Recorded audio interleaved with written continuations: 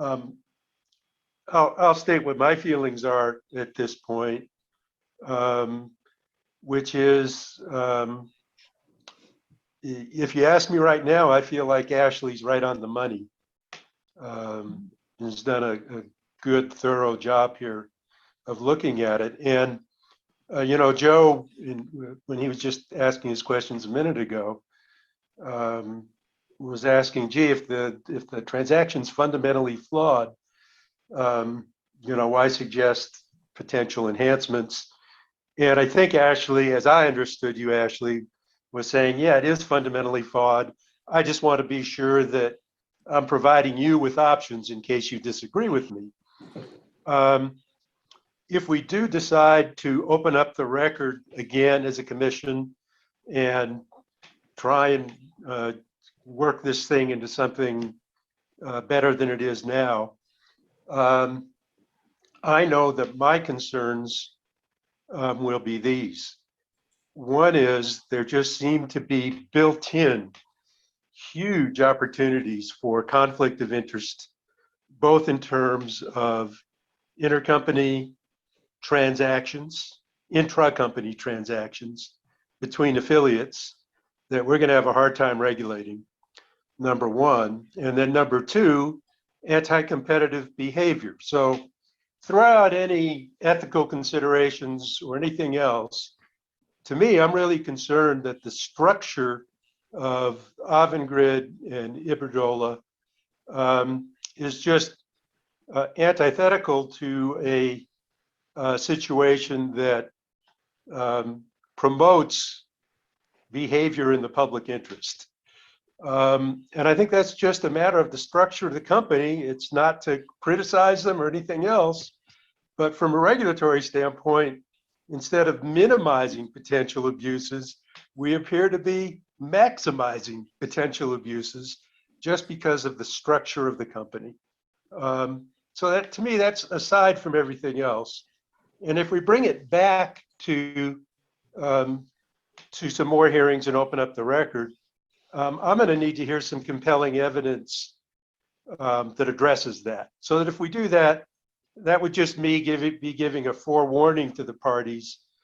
I need to see that issue addressed. On top of that, we see the what I'll call ethical issues, where Avangrid and Iberdrola have not been particularly cooperative. Ashley has recommended sanctions because they don't seem to particularly feel bound by our regulatory regimes. Certainly, as I'm looking at the record, I don't feel they've particularly well respected our process or the hearing examiner in the way we address this. They gave incomplete information. They did not, in terms of their performance in Maine and the East Coast, they certainly weren't forthcoming in disclosing that. Ashley, correct me if I'm wrong on that. Am I correct in saying that? You're correct. That instead, they just tried to kind of brush it over. And that in addition to their just structural problems, we also have problems of their ethics. And can we rely on the information they give us? And what we're hearing from our hearing examiner, Ashley, is, well, no, not really. And, I have to say, Ashley's been in this business for a long time. I truly respect him. And certainly we've had our disagreements, but Ashley's not the kind of guy, in my experience, who trashes people or trashes utilities, even when I might call their behavior a little questionable. He's a lot more tolerant than I am, I have to say. And so when Ashley says it feels that we're not getting ethical behavior, this is not a guy who, in my opinion, as a hearing examiner, is prone to jumping off the deep end and letting his emotions get away from him. it feels to me like we've got a very considered decision on the ethical side. So again, if we open this up, which as a commission we very well want to do, to see if we can fix this or improve it, I would need to see those ethical issues taken care of as well. After that, all of the add-ons, all of the concessions and so forth, if you can't resolve those two issues, all of that stuff is just fool's gold. And in fact, it's fool's gold sitting in a pond of quicksand that before we ever get to it, we'll drown and customers will suffer. And I'm very concerned that each of the individual entities and interveners that have been involved in this bargaining have kind of ignored the fundamental issues with this transaction in order to get their little piece of fool's gold. And at this point, barring further evidence based on what we've seen on the record, I would agree that we're looking at a lot of special deals for particular interests, but you add them all up and they don't equal the public interest. And in fact, all those parties that have made these deals have kind of forgotten about the consumer here. And all these risks, they're all with the ratepayer and the consumer. Sure, I get my 50 million bucks or I get my whatever it is, but all the risks lie with the ratepayer.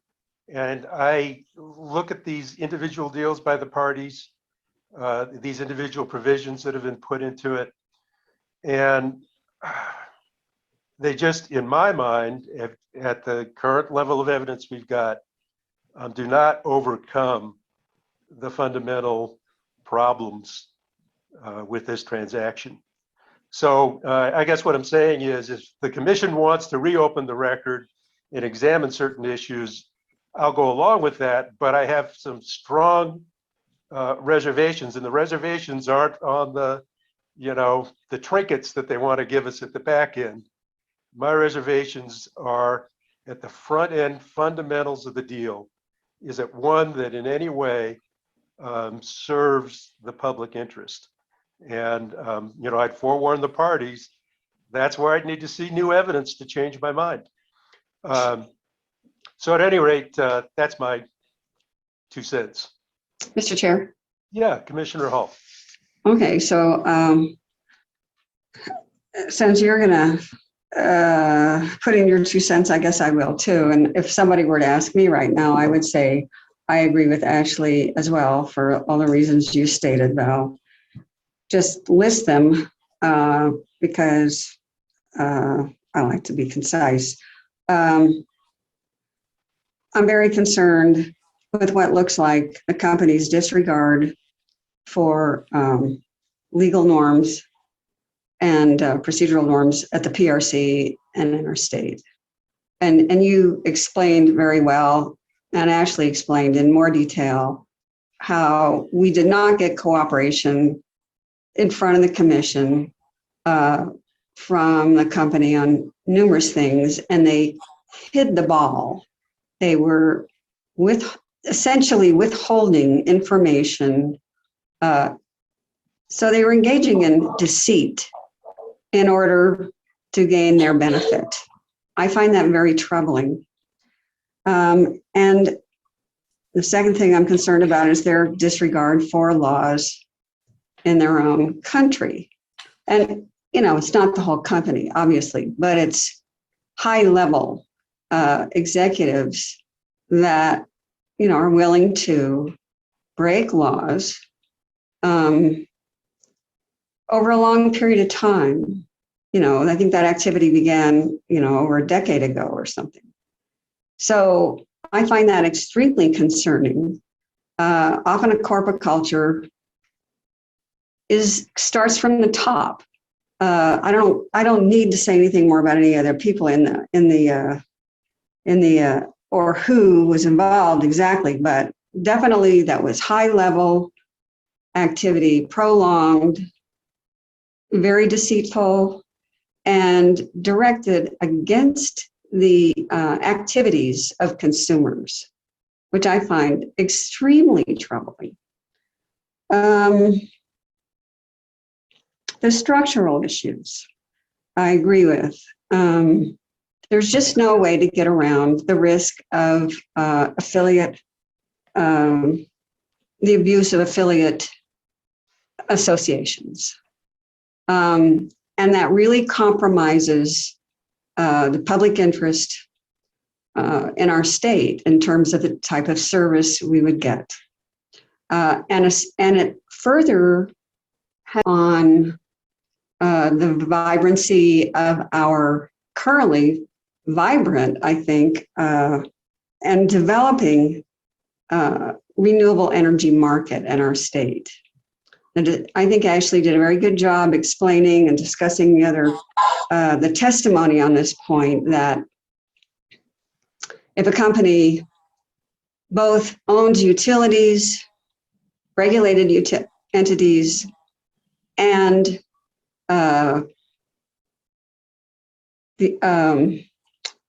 in a different division, the means for serving those utilities needs through PPAs is very hard.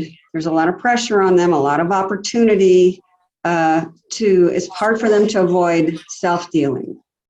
And what's even harder in that scenario is our ability to meaningfully police what those activities, to make sure that every transaction they have is on the up and up. And even if we were able to do that, nevertheless, there is still the depressing effect on competition when other developers look at the situation of a corporation, a huge multinational corporation acting in our state from both ends of the business. They own utilities, and they also own the companies that serve utilities.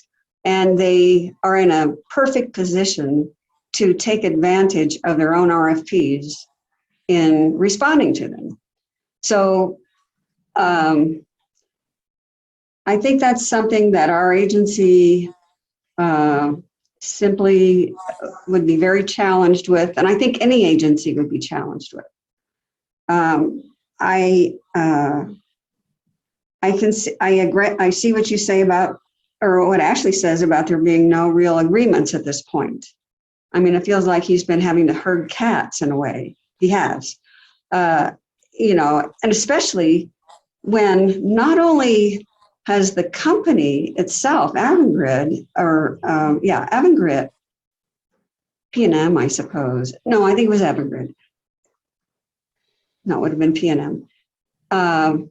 Continued to discuss, even after new terms that were being negotiated, even after a hearing examiner had said, deadlines passed, we're working with the July 4th document. Not only did the company, but other parties also started bringing in new terms that had to be stricken. So there's this correcting effect. In any case, there's no agreement that everybody agrees on. So that's discouraging, because they've had a lot of time to do this. They should have gotten it done by the deadline, and they didn't. So that's a problem. And as Ashley pointed out, there really has been hardly any discussion, or I don't recall him saying anything having to do with what's the real need to protect consumers here. What can we really do to protect consumers? I saw one thing where on the point of providing $10 million for people in arrears. And there was a quick comment by New Energy Economy saying, why 10 million? Why don't you just cover it all?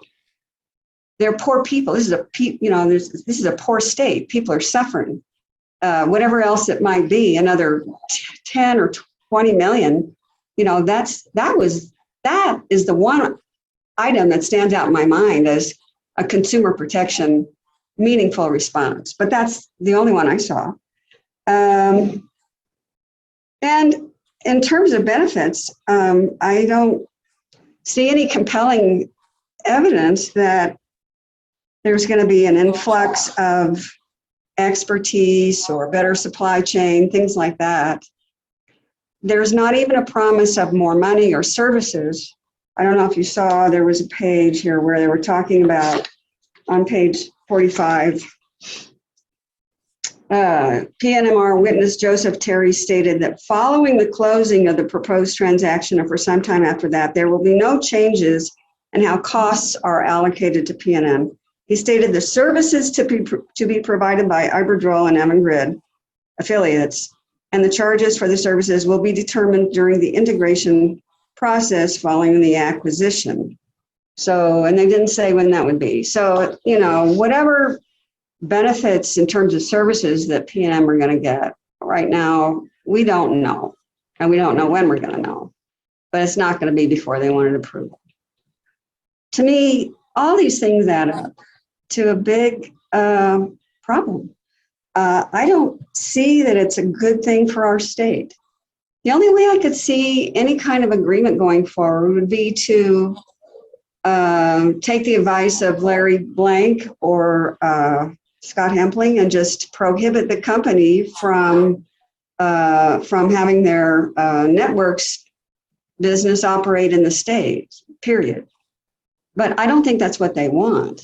And I actually don't think that would serve our purposes, because then the only thing they could do is run a regulated utility. And we have all these reasons why that would be, I would feel I was in derogation of my duty to protect the public if I proved that.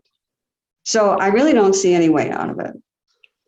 Commissioner Hall, I wanted to add one thing, and I think I skipped the most important reason that we shouldn't do the transaction, which is the company has an absolutely horrible record of running U.S. utilities. Correct. It's a disaster.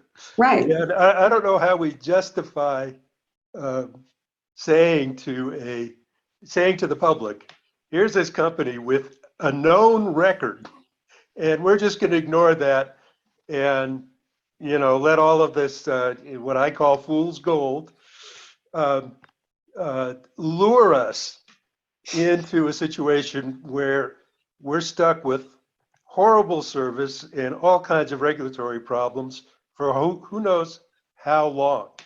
Right. And, you put that on top of all the other things that you just raised and I raised, and I just have a really hard time seeing how we overcome that. But again, if the commission wants to reconsider and see if we can get some evidence to overcome that, I'm willing to. I'm skeptical, but those are the issues that need to be overcome for me. Yeah, I agree. Oh, and I forgot to mention, I've received hundreds of letters all opposing this. I think there might have been one letter in favor of it, but I mean, the enormous, overwhelming majority of letters I've gotten, and they're individual letters. That's what kind of struck me. I mean, at first I was getting kind of, there was same text with different names, but for the past 3 or 4 months, it's been individual letters, 3, 4, 5, 6 a day, opposing this merger. I mean, it seems to be very clear to the public that this is not a good thing for them. And the public seems to be very informed about their misadventures in numerous other countries. And I think it would be a big mistake to approve this merger. Notwithstanding all the effort that's been put in by all the attorneys whom I respect, who practiced before us. They're problem solvers. They're trying to solve problems, but they have clients. And their clients, added up all together, still don't represent the consumer's overall interest that we have a duty to protect. So I can't support it. other commissioner comments? Not that I Mr. have an Chairman. opinion. Commissioner Vicente Aguilar. Thank you. Today on the agenda, this particular case that we are discussing is a discussion item. And since two commissioners have already stated where they stand on the issue, I might as well share where I stand. I also am in support of Ashley Schnauer's recommended decision. And I serve on the commission looking out for New Mexicans. And I know that we have a case, a joint application in front of us, but I think beyond that, we have utility companies that run their companies the way that they do. And they submit their application a certain time of the year. But I feel that we are not only reviewing consumer protection ratepayers, we value where we come from. We value our background. And I feel that utility companies, they come in, they want to make changes, they want to set a target for renewable energy. They don't display it when the time comes. I feel that is a promise that is broken. It is broken to New Mexicans.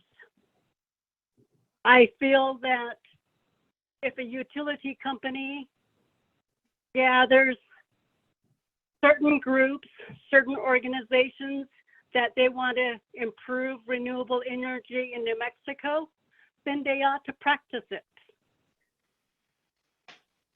And in order for them to practice that, it would take time. It would take a decade, possibly 2 decades. And it is wrong to ship it over to another company that is a foreign company. I've been sitting back, I've been watching, I've been listening. And the recommended decision goes into detail why I think the way the decisions are made. I don't necessarily agree with every item on the recommended decision, but I value the background of New Mexicans. I value that so much that they always say, we will always maintain a diverse culture in New Mexico. We are a strong state. We will come and challenge the corporations of utility companies when they try to whiff it off to another one that doesn't have a good reputation. So, Mr. Chairman, I just want to state my position as well. I agree with the hearing examiner, and I'll just leave it as that. Thank you very much. Okay, thank you. Let me just offer, I agree with Commissioner Byrd. I think we're maybe jumping the gun. I didn't think our discussion would include, really conclusive kind of positions, but, in general, what I always try and pursue or develop is a legally defensible position, number one. And number two, I agree with all of you. I value Ashley's experience and opinion in this. This is a very thorough recommended decision. And, and what you call fool's gold, all these regulatory commitments, they do help collectively, maybe create a stipulation that could be perceived as being in the public interest. But my concern over the conduct and the corporate culture of the parent company Iberdrola, Avangrid in the Northeast is really troubling. That kind of permeates, everything. And so no matter how noble or significant a regulatory commitment can be in the midst of a larger stipulation, you have that record of really evasive, obstructive conduct, and that it's just, there's a black cloud hanging over this proposed transaction, and it can't be ignored. The ongoing Spanish investigation cannot be ignored. The fact that the CEO of Iberdrola, everyone's, innocent until proven guilty, but the fact that the parent company still intends to include the CEO of Iberdrola, who is, under investigation, still as a proposed, board member, I believe, in Avangrid Networks, which would be the ultimate kind of umbrella organization that PNM would be under if this was approved, is troubling to me. That I think it's obvious to anybody that, that is really a problem. And so I was thinking about ways we can insulate PNM under a post-merger approval from these issues that have occurred back east, upper level decisions interfering with operations and not providing adequate budget as an example. But again, kind of these special investigations, it's something out of a spy novel, this cloak and dagger stuff. And I read the confidential investigation, and it concerns me greatly, and that's hard to ignore. But I was obviously, based on my comments today, I was, and I still am, searching for a foundation that we can use after all this time, this evidentiary record that was built. We also have to be mindful that, 24 of the 25 interveners either signed on to it or refused to oppose this. And I think that it seems that Ashley said, well, you still have an option to leverage and use this evidentiary record and look at the other commitments and consider other changes that perhaps were discussed, on the record. But there's just these overarching issues that are hard to ignore. And, I'm not really willing. And first of all, I agree that the modifications to the June 4th stipulation recommended by Ashley still don't meet the public interest. And so I think I can safely say that if we're to pursue revisiting those regulatory commitments, they would have to substantially change, and for me to be collectively considered in the public interest. And we would need other ways to further insulate, or maybe, get some kind of commitments that this new structure not be influenced by upstream organizations. And so I'm an engineer, I like to construct and build and salvage, reconstruct, and I don't have strong pieces here to work with, but I certainly would consider, perhaps looking at Ashley's modifications and see if there's a way that we can build on that. But if a majority of the commissioners feel that the fundamental acquisition, the proposed transaction, is not in the public interest, then it really, just as you said, Mr. Chairman, it doesn't really matter how we sweeten this pot. If you all feel that the fundamental transaction is flawed and cannot be elevated to be in the public interest through additional commitments, then I think we're just spinning our wheels. So